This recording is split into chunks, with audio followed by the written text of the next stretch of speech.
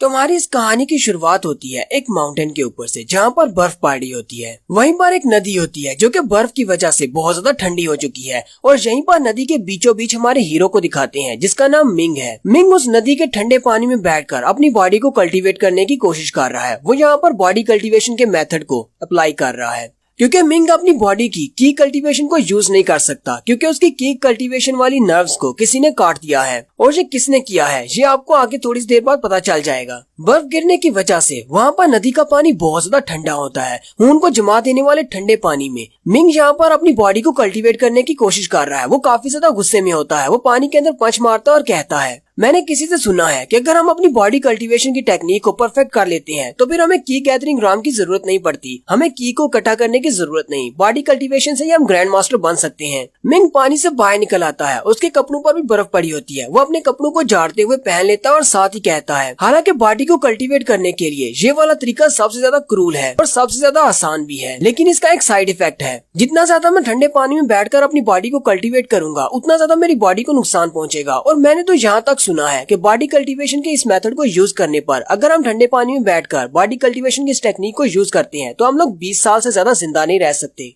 इस बात से मिंग थोड़ा सा उदास हो जाता है, लेकिन फिर वो आसमान की तरफ देखता है और कहता है, कोई बात नहीं, मेरे लिए 20 साल की उम्र काफी है। मुझे बस अपने पेरेंट्स की मौत का बदला लेना है। एक बार मैं अपनी मॉम डैड की मौत का बदला ले लूं, फिर इस बात से कोई फर्क नहीं पड़ेगा कि मैं 20 साल तक जिंदा रहता हूं या नहीं। मिंग उस ठंडे पानी से निकलकर वापस अपने गांव की तरफ चल आता है, लेकिन जैसे वो गली में से गुजर रहा होता है सारे देखने वाले उसके ऊपर हंस रहे होते हैं और हंसते हुए कहते हैं, जरा देखो तो सही, ये रहा जीनियस मिंग। लगता है ये फिर से माउंटेन के ऊपर ठंडे पानी में बैठा अपनी बॉडी को कल्टीवेट कर रहा होगा। पता नहीं इस लड़के को समझ क्यों नहीं आती। ये एक लूजर है और लूजर को लूजर ही रहना चाहिए। चुपचाप बस बैठो, खाना खाओ और सो जाओ। तुम्हें ये सारी हार्ड ट्रेनिंग करने की क्या जरूरत है। मिंग उन सभी की बातों को इग्नोर कर देता है और आगे चला जाता है, और साथ ही वो हमें बताता है कि वो कौन है और आखिर ये सारे लोग उसके बारे में इस तरह क्यों बातें कर रहे हैं। मिंग कहता है, मेरा नाम मिंग जी है और मैं जी क्लैन में पैदा हुआ। मेरा जी क्लैन इस पूरे एरिया का सबसे बड़ा क्लैन है। शुरुआत में मेरी जिंदगी बहुत ज्यादा अच्छी थी जब मेरे पेरेंट्स जिंदा थे, लेकिन जब मैं 10 साल की उम्र का हुआ तब मेरे पेरेंट्स ने मैपल लीफ सिटी के किसी एक बड़े आदमी से पंगा ले लिया, जिसकी वजह से उस बंदे ने मेरे दोनों पेरेंट्स को, मेरे मॉम और डैड को मार डाला। उन दोनों के मरने के बाद मैंने ये फैसला किया कि मुझे अपनी कल्टीवेशन को बहुत ज्यादा बढ़ाना है। मैंने बहुत ही मेहनत की, बहुत ज्यादा हार्ड वर्क किया ताकि मैं अपनी कल्टीवेशन को बढ़ा सकूं, ताकि उनकी मौत का बदला ले सकूं।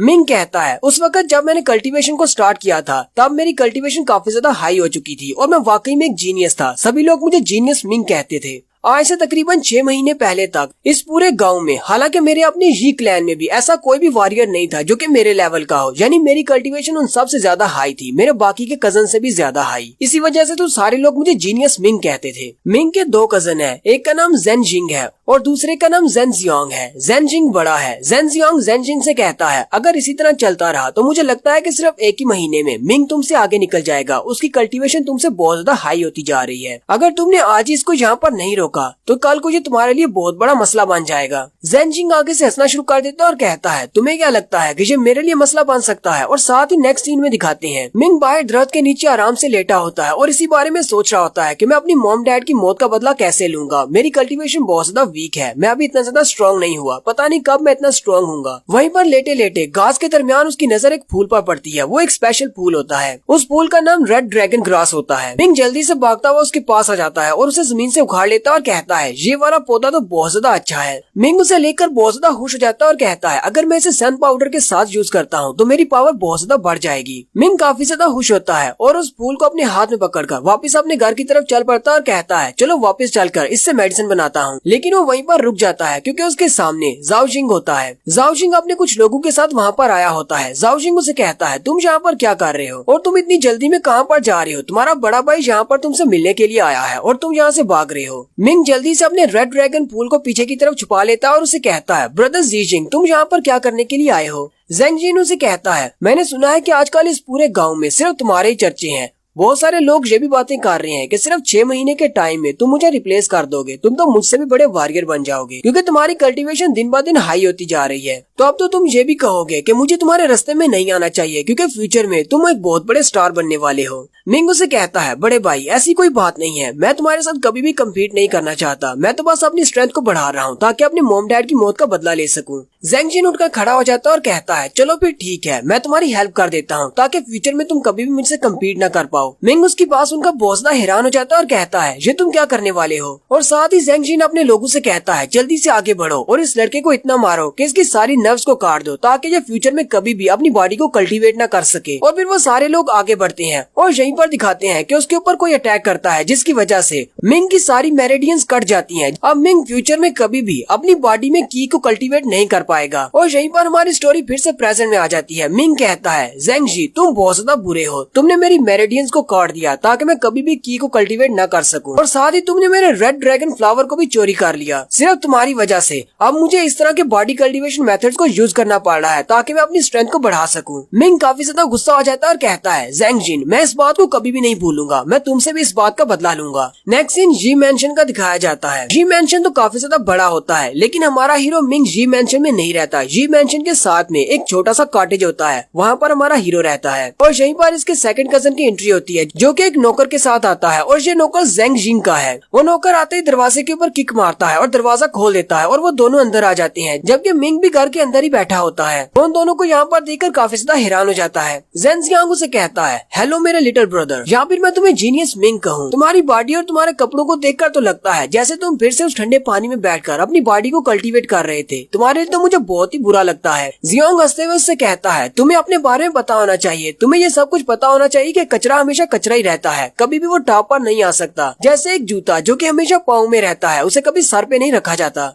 जियांग के साथ उसका जो नौकर होता है वो भी काफी बड़ा कमीना होता है। उसने अपने हाथ में एक बाउल पकड़ा होता है जिसके अंदर एक मछली रखी होती है और वो बहुत ही बासी और सड़ी सी मछली होती है। यानी कि वो लोग अपना खाना खाने के बाद जो भी बचा हुआ खाना होता है वो सारा उस बाउल के अंदर रखकर उसके पास ले आते हैं। जियांग उसे कहता है तुम्हारे खाने का वक्त हो गया, कचरे के लिए कचरा लेकर आए हैं, जल्दी से इसे खा लो। नौकर उसे कहता है चलो जल्दी से इसे खा लो, मुझे बाद में बर्तन भी धोने हैं। उस नौकर का नाम सैनर हु होता है। मिंग उसे कहता है सैनर क्या ये तुम्हारा आइडिया था कि मुझे बचे कुचे खाने और इस तरह के बासी खाने देने का? सैनर उसे कहता है तो क्या अगर मेरा आइडिया था तो क्या तुम मुझे मारोगे? मिंग आगे बढ़ता है और उस बाउल को उठा लेता है और साथ ही उसके मुंह पर दे पटक मारता है क्योंकि उस बाउल के अंदर मछली रखी हुई थी। मछली के बहुत सारे कांटे उस बेचारे के चेहरे में धंस जाते हैं और वो चिल्लाना शुरू कर देता है। इस बात से सैनर काफी ज्यादा गुस्से में होता है और वो अपनी पाम टेक्निक को यूज करते हुए मिंग पर अटैक करने लगता है लेकिन मिंग जल्दी से साइड पर हो जाता है और साथ ही अपना घुटना उसके अंडों पर मारता है जिससे उसके अंडे फूट जाते हैं। मिंग गुस्से के साथ उससे कहता है दोबारा अगर कभी तुम इस तरह का बचा कुचा खाना मेरे लिए लेकर आए तो फिर मैं तुम्हें नहीं छोड़ूंगा, इस बार तो मैं तुम्हें छोड़ देता हूँ। जियांग चिल्लाते हुए मिंग से कहता है तुम्हारी हिम्मत कैसे हुई कि मेरे सामने हमारे नौकर पर तुमने अटैक किया,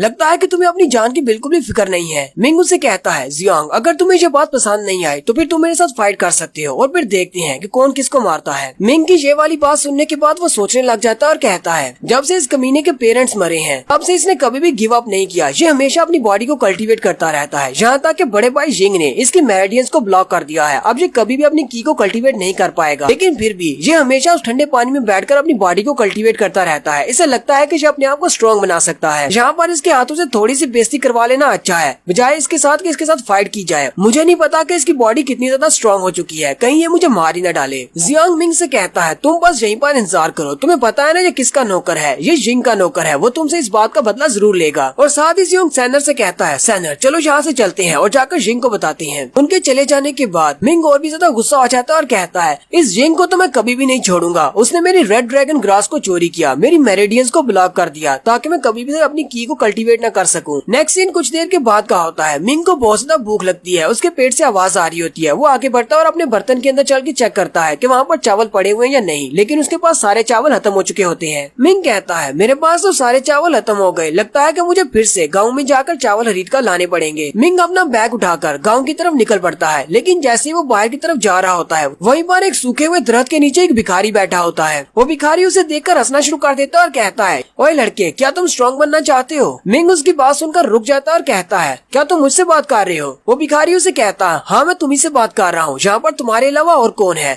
मुझे तुम्हारी बॉडी से बहुत ज्यादा नफरत महसूस हो रही है, जैसे कि तुम किसी से बदला लेना चाहते हो। मैं तुम्हें इतना ज्यादा स्ट्रॉन्ग बना सकता हूँ कि तुम किसी से बदला ले सकते हो। मिंग उसकी बात सुनने के बाद हंसना शुरू कर देता है और कहता है अगर तुम वाकई में ऐसा कर सकते हो तो तुम यहाँ पर भीख क्यों मांग रहे हो, जाओ और जाकर अपने लिए कुछ कर लो। और भिखारी आगे से हंसना शुरू कर देता है और कहता है बच्चे तुझे समझ नहीं आ रही, ये मेरी हॉबी है, मुझे भीख मांगने का शौक है, लेकिन तुम्हारे तुम्हारे जैसे नौजवान लड़के जिसके मेरिडियंस को किसी ने काट दिया हुआ है, जो कि अपनी की को गैदर नहीं कर सकता, वो आज न कल मेरी तरह भीख ही मांगेगा। मिंग भी उसकी बात सुनकर काफी ज्यादा हैरान हो जाता है और कहता है, इसे मेरे बारे में कैसे पता है कि मेरी मेरिडियंस को कट कर दिया गया है? कहीं ये मांगने वाला वाकई में कोई महान मास्टर तो नहीं है जो कि यहाँ पर भिखारी के रूप में आया है। वो भिखारी मिंग से कहता है, आज रात जब चांद आसमान पर चमकेगा, सबसे ऊंची वाली पहाड़ी के ऊपर आ जाना, मैं तुम्हें वहीं पर मिलूंगा और साथ ही मैं तुम्हें बताऊंगा कि तुम्हारी किस्मत में क्या लिखा हुआ है। नेक्स्ट सीन रात के वक्त का होता है। रात के वक्त आसमान पर चांद निकल आता है। मिंग अपने ही कॉटेज में लेटा होता है और वो सोच रहा होता है, अब मैं क्या करूँ? क्या मुझे उस भिखारी पर यकीन करना चाहिए? वैसे भी मेरे पास खोने को कुछ भी नहीं है। अगर मैं उसकी बात मानकर वहाँ पर चला जाता हूँ तो क्या होगा? चलो देखते हैं। मिंग अपने कॉटेज से बाहर चला जाता है। वो पहाड़ी की तरफ जा रहा होता है तो रास्ते में उसे वो भिखारी मिलता है। वो कहता है, तो तुम आ गए, चलो मेरे साथ आओ। भिखारी आगे आगे चलना शुरू कर देता है। वो दोनों जंगल के रास्ते से पहाड़ों की तरफ जा रहे होते हैं। मिंग उसे कहता है, हम लोग कहाँ पर जा रहे हैं? यहाँ पर तो बहुत ज्यादा ठंड है, तुम मुझे कहाँ पर लेकर जा रहे हो? भिखारी उसे कहता है, अपनी बकवास बंद करो, कितनी देर से बातें कर रहे हो, चलो चुपचाप मेरे साथ आओ। फिर वो दोनों चलते चलते एक पहाड़ी के पास पहुँचते हैं और उसके टॉप के ऊपर चले जाते हैं। भिखारी उसे कहता है, चलो जल्दी से यहाँ पर बैठ जाओ। मिंग वहाँ पर जाकर बैठ जाता है। भिखारी उसे कहता है, मुझे पता चला है कि तुम्हारी मेरिडियंस को कट करने से पहले तुम्हारी बॉडी में बहुत ज्यादा कल्टीवेशन थी। मिंग उसे कहता है, अच्छा ठीक है, तुमने कहा था कि तुम मेरी किस्मत का हाल भी बताने वाले हो, चलो मुझे जल्दी से बताओ कि मेरी किस्मत में क्या लिखा है। भिखारी आगे से हंसना शुरू कर देता है और कहता है, तुम्हारी किस्मत में बहुत कुछ लिखा हुआ है। तुम्हारी किस्मत में लिखा है कि तुम्हारी ये वाली जो बॉडी है ये इस पूरी दुनिया पर राज करेगी। और साथ ही वो अपने हाथों पर अपनी की पावर को रिलीज करते हुए उसके माथे की तरफ अपने हाथों को करता है और उसके ऊपर एक स्पेल कास्ट कर देता है। जैसे वो मिंग के ऊपर एक स्पेल कास्ट करता है, मिंग की बॉडी वहीं पर हैंग हो जाती है, यानी कि वो अपनी बॉडी को मूव नहीं कर पाता। मिंग भी काफी ज्यादा घबरा जाता है और कहता है, ये तुम क्या कर रहे हो? मैं अपनी बॉडी को मूव नहीं कर पा रहा। वो बूढ़ा भिखारी आगे से और भी ज्यादा हंसना शुरू कर देता है। असल में ये बूढ़ा भिखारी एक बहुत बड़ा फ्रॉडिया है। भिखारी हंसते हुए मिंग से कहता है, अब जबकि तुम्हारी बॉडी मेरी होने वाली है तो चलो फिर ठीक है, मैं तुम्हें अपने बारे में बता देता हूँ, इस बात से कौन सा फर्क पड़ने वाला है, वैसे भी तुम यहाँ पर मरने वाले हो। भिखारी उसे कहता है, पहले मैं एक जनरल हुआ करता था रोजफिंच कंट्री का, लेकिन बहुत सारे बुरे लोगों के चलते उन सब लोगों ने मेरी फैमिली को मार डाला। मैं सिर्फ अकेला ही बचा। मैं उन सारे लोगों के हाथों से वहाँ से तो बचकर आ गया। मैं काफी अर्सा तक इधर उधर भटकता रहा। फिर एक दिन अचानक मुझे एक स्क्रॉल मिला जिसके अंदर एक एंशिएंट टेक्निक लिखी हुई थी जिससे मैं अपनी बॉडी को रीइंकारनेट कर सकता हूँ, वो भी किसी की बॉडी में भी। मैंने उस टेक्निक को यूज करते हुए हीवनली अर्थ के एक इनर डिसाइपल की बॉडी ले ली और 30 साल तक मैं उसी की बॉडी में रहा। 30 साल के इस अरसा में मैं हीवनली अर्थ मार्शल आर्ट अकेडमी का मैनेजमेंट का हेड बन गया। लेकिन मेरे लिए इतना सब कुछ काफी नहीं था। मैंने हीवनली अर्थ मार्शल आर्ट्स अकेडमी के बहुत सारे राज और बहुत सारी टेक्निक्स को चोरी कर लिया। जब मैं उन चीजों को चोरी करके वहाँ से भाग रहा था, वहाँ के कुछ सेंट लेवल के मार्शल आर्टिस्ट मेरे पीछे लग गए। मैंने उन सब से अपनी जान बचाकर भागने की कोशिश की, लेकिन मैं काफी ज्यादा जख्मी हो चुका था क्योंकि उन सेंट लेवल के मार्शल आर्टिस्ट ने मेरे ऊपर अटैक किया था। वहाँ से भागते हुए रास्ते में मुझे एक भिखारी की बॉडी नजर आई जो कि मरने की स्टेज पर था क्योंकि वो बहुत ज्यादा भूखा था, लेकिन मेरे पास और कोई रास्ता नहीं था। मैंने अपनी बॉडी को दोबारा से रीइंकारनेट कर लिया और उसी भिखारी की बॉडी में चला गया और तब से मैं इंतजार कर रहा हूँ कि कभी मुझे कोई अच्छी बॉडी मिलेगी। और फिर मेरी नजर तुम पर पड़ी, तुम्हारी बॉडी काफी ज्यादा अच्छी है। मिंग उसे कहता है, लेकिन मैं तुम्हें बता दूं, मेरी बॉडी तुम्हारे किसी भी काम नहीं आएगी। मेरी तो मेरिडियंस को कट कर दिया गया है, मैं तो की को भी गैदर नहीं कर सकता। भिखारी उसे कहता है, इसे बार बार अपनी बॉडी कहना बंद करो, अब ये बॉडी मेरी होने वाली है और वो भी बहुत जल्दी। और साथ ही वो अपने पास एक छोटी सी बॉटल निकालता है और कहता है, इस बॉटल के अंदर एक पिल रखी हुई है जिसको ब्लेसिंग पिल कहते हैं। उस स्पेशल पिल को खाने से हम लोग अपनी की कल्टीवेशन को दोबारा से बहाल कर सकते हैं, यानी कि हमारी मेरिडियंस फिर से रन हो जाएंगी। ये पिल वाकई में बहुत ज्यादा इफेक्टिव है। एक बार मैंने तुम्हारी बॉडी में आने के बाद इस पिल को खा लिया तो तुम्हारी बॉडी मेरे लिए सबसे ज्यादा पावरफुल बॉडी साबित होगी और अगले कई सालों तक मुझे नई बॉडी की जरूरत नहीं पड़ेगी। मिंग उसे कहता है, लेकिन एक ना एक दिन तुमने जो कुछ भी किया है इस सब का तुम्हें हिसाब चुकाना होगा, तुम मेरे साथ ऐसा नहीं कर सकते। भिखारी उसे कहता है, तुम्हें किसने कहा कि मुझे इस सब का हिसाब चुकाना पड़ेगा? इस कंट्री में वीक के लिए कोई भी जगह नहीं है। वीक को हमेशा कचरा और लूजर समझा जाता है। सिर्फ स्ट्रॉन्ग ही सर्वाइव कर पाते हैं क्योंकि तुम बहुत ज्यादा वीक हो, इसी वजह से तुम्हारे साथ ये सब कुछ हो रहा है। मैं अपने आप को ब्लेम करना चाहिए। भिखारी उस पिल को अपने हाथ पर निकालता और कहता है, तुम इस पिल को डायरेक्टली अपने मुंह से नहीं खा सकते। मुझे इस पिल को तुम्हारी बॉडी के अंदर, तुम्हारे दिल के अंदर रखना होगा, लेकिन तुम्हें डरने की जरूरत नहीं है, तुम इससे मरोगे नहीं। मिंग आगे से चिल्लाना शुरू कर देता है और कहता है, अपनी बकवास बंद करो, तुम मेरे दिल के अंदर एक पिल रखने की बात कर रहे हो। तुम्हें लगता है कि मेरी बॉडी को ओपन करने के बाद मेरे दिल के अंदर पिल रखने से मैं बच जाऊंगा? मुझे अभी छोड़ दो वरना तुम सीधे जहन्नुम में जाओगे। तुम बहुत ही बुरे और ईवल हो। मिंग क्योंकि वहाँ पर बैठा हुआ अपनी बॉडी को मूव नहीं कर सकता, वो भिखारी अपने हाथ पर अपनी की पावर को रिलीज करता है और साथ ही अपनी पाम टेक्निक को यूज करते हुए उसकी चेस्ट के ऊपर अपना हाथ लगाता है। जैसे वो उसकी चेस्ट के ऊपर अपनी की पावर को रिलीज करता है, वहाँ पर एक जबरदस्त की पावर निकलती है और उसी वक्त मिंग के हार्ट के अंदर दिखाते हैं। वो पिल उसके हार्ट के अंदर चली जाती है। वो स्पेशल पिल जिसका नाम ब्लेसिंग पिल है उसके अंदर बहुत सारे डेवल्स की आत्माएं हैं। वो सारी आत्माएं भी उसकी बॉडी के अंदर चली जाती हैं। भिखारी की उस पिल को उसकी बॉडी के अंदर प्लांट करने के बाद मिंग बेहोश हो जाता है। भिखारी कहता है मेरा पहले वाला स्टेप तो काम कर गया, अब सेकंड स्टेप की बारी है। भिखारी हंसते हुए आगे बढ़ता है और उसके माथे पर उंगली लगाते हुए कहता है चलो फिर करते हैं, और साथ ही भिखारी की बॉडी नीचे गिर जाती है। यानी कि भिखारी की सोल जो होती है वो मिंग की बॉडी के अंदर चली जाती है। और थोड़ी देर के बाद मिंग अपनी आंखें खोलता है। मिंग कहो या फिर भिखारी कहो, वो अपनी आंखें खोलता है। भिखारी अपने हाथ की तरफ देखता है और कहता है ये वाली बॉडी तो उस भिखारी की बॉडी से बहुत ज्यादा अच्छी है।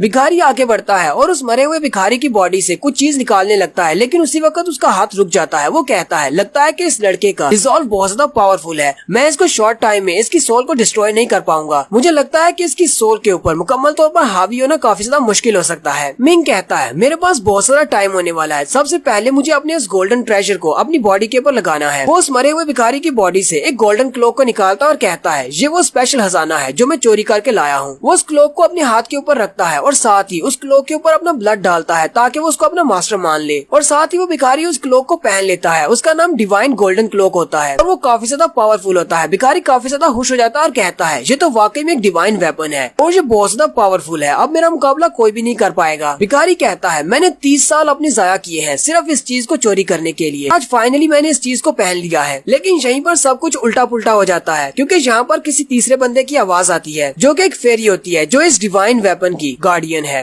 और वो कह रही होती है कि ब्लड सैक्रिफाइस बिल्कुल परफेक्ट रहा है, हमारे इस डिवाइन क्लोक को उसका नया मास्टर मिल चुका है। भिखारी उसे कहता है आज ये आवाज किसकी है, क्या तुम इस क्लोक की फेरी गाइड हो? लेकिन वो फेरी गाइड कहती है मास्टर मिंग की बॉडी के अंदर एक एक्सटर्नल सोल है, इसे अभी अभी डिस्ट्रॉय करना होगा वरना ये मास्टर मिंग की सोल को डिस्ट्रॉय कर देगी। भिखारी चिल्लाना शुरू कर देता है और कहता है कहीं तुम पागल तो नहीं हो गई, मैंने तुम्हें पहना है तो मास्टर तुम्हारा मैं हूँ, मिंग नहीं। वो फेरी गाइड उसे कहती है लेकिन इस क्लोक के ऊपर जिसने अपना ब्लड डाला है मेरा मास्टर वो है, यानी कि मेरा मास्टर मिंग है, तुम नहीं। भिखारी आगे से चिल्लाना शुरू कर देता है और कहता है मुझे 30 साल लगे हैं इस क्लोक को चोरी करने में, तुम मुझे इस तरह से मार नहीं सकती। और साथ ही मिंग की बॉडी के अंदर से एक जबरदस्त एनर्जी निकलती है। वो फेरी गाइड उस भिखारी की सोल को खत्म कर देती है, डिस्ट्रॉय कर देती है। वो भिखारी जहाँ पर मर जाता है। भिखारी की सोल के डिस्ट्रॉय होने के बाद मिंग वहीं पर बेहोश होकर गिर जाता है। थोड़ी देर के बाद मिंग को होश आती है। मिंग उठकर बैठ जाता है और कहता है इस भिखारी ने तो मेरी बॉडी ले ली थी, लेकिन मैं फिर से अपनी बॉडी के अंदर कैसे हूँ, ये कैसे हो सकता है? मिंग को उसी फेरी गाइड की आवाज आती है। वो उसे कहती है मास्टर। मिंग उसे कहता है कौन है यहाँ पर, कौन मुझे मास्टर कह रहा है? इसी वक्त बिमिंग के सामने एक छोटी सी फेरी आती है और उसे कहती है मास्टर तुम्हें घबराने की जरूरत नहीं है, मैं इस डिवाइन क्लोक की फेरी गाइड हूँ और मेरा नाम बिमिंग है। बिमिंग उसे कहती है जितने भी इस तरह के डिवाइन वेपन्स हैं उन सभी के साथ इस तरह की एक फेरी गाइड होती है जो कि अपने मास्टर के लिए बहुत ही यूजफुल साबित हो सकती है, इसलिए मैं इस डिवाइन क्लोक की फेरी गाइड हूँ। मिंग उससे पूछता है बिमिंग क्या तुम्हें पता है कि वो बुरा आदमी कहाँ पर चला गया जिसने मेरी बॉडी ले ली थी? बिमिंग उसे कहती है उसकी सोल को तो मैंने डिस्ट्रॉय कर दिया, हालांकि उसने इस डिवाइन क्लोक को आपकी बॉडी के साथ अटैच किया था, लेकिन उसे ये नहीं पता था कि इसके अंदर एक स्पिरिट हो सकती है जो कि उसकी बॉडी को भी डिस्ट्रॉय कर सकती है। मिंग अपने उस डिवाइन क्लोक को देखकर काफी ज्यादा खुश होता है और कहता है अब मेरे हाथ में एक ह्यूमनली ट्रेजर लग गया है, क्या मैं इसे वाकई में रख सकता हूँ, क्या मैं इसका मास्टर हूँ? बिमिंग उसे इस गोल्डन क्लोक के बारे में बताती है कि इस गोल्डन क्लोक को हमारे पैट्रियार्च ने बनाया है जिसको स्काई रोमर भी कहते हैं और वो बहुत ज्यादा पावरफुल है। और इस क्लोक को वक्त की शुरुआत से पहले बनाया गया था जब इंसानों को भी बनाया भी नहीं गया था। जब वो इस क्लोक को बना रहा था तो उसने मार्शल आर्ट्स के डीएटी यानी मार्शल आर्ट्स के गॉड की कोर को इसमें यूज किया था और इसके अलावा उसने इस क्लोक को बनाने में बहुत कुछ डाला था। ये सब कुछ डाल लेने के बाद वो 3 बड़ी दुनियाओं में गया जहाँ से उसने 49 किस्म के अलग अलग सब्सटेंसेस को ढूंढा और वो सारी चीजें ही डिवाइन वेपन्स थे, उन सब को भी उसने इस क्लोक के अंदर शामिल कर दिया। उसे इस क्लोक को बनाने में